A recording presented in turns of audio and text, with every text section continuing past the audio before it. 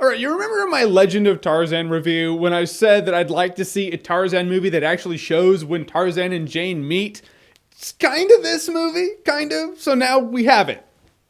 Kind of.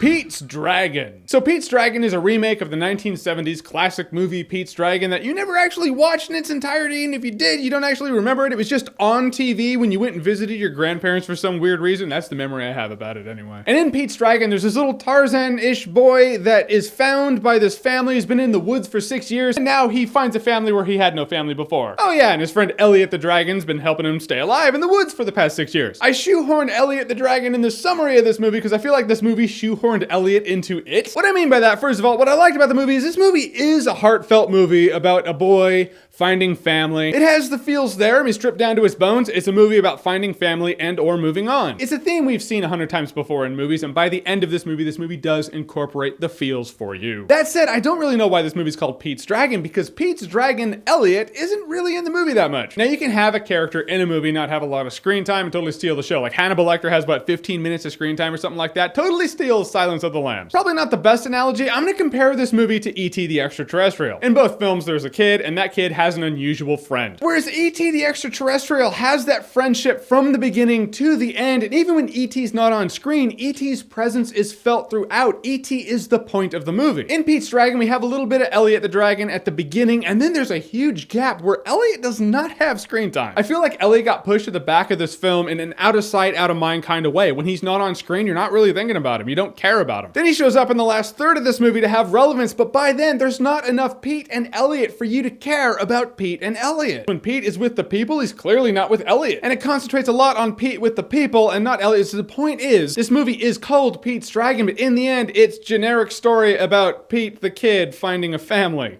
Yeah, it's been done so many different times with so many different plot devices. Usually those plot devices are in the forefront, not this time. I feel like I'm griping about this movie a bit more than I actually intended to when going into this review, but I'm just all right. If you want the summary, Pete's Dragon is a fine, safe time for you and your family to have this weekend. If you want to watch this movie with your kids, go for it. But I feel like a lot of you will walk out being like, yeah, it had its magic and feels by the end, but all in all, meh. But really, Pete's Dragon at the beginning looked like it was going to be a really interesting take on Pete's Dragon, and then it slowed down to a crawl. I really didn't care about many of the characters. I really didn't care about what's going on. Weirdly enough, one of the annoyances, it didn't cost the movie for me, but one of the annoyances was the fact that this little girl in the movie who's befriending Pete really doesn't talk like a little girl. She's giving pearls of wisdom and advice. I mean, this girl's like 10 years old. She talks like she's 23. So I just had to scratch my head like, why are you making the 10-year-old not act like a 10-year-old? Why are you making her act like an adult? Don't do that. There are two other adults in this movie. One of them is really irrelevant. You could have had him or one of them go over to Pete, start talking with him, and then you can have a bonding moment between the two and have an adult actually talk like an adult, not have the kid talk like an adult. Just an annoyance, not a big deal, but it's just one of those things I felt like I had to address it in my review. In any case, I'm just gonna say Pete's Dragon is probably a better time if you're drunk. Don't drink, kids. Yeah, now it's a party. All right, guys, so Pete's Dragon, have you seen it? What did you think about it? Or what's your favorite family movie of the year so far? Whatever it is, whatever you think, comment below, let me know. And as always, if you like what you've seen here and you want to see more, click right here to see more.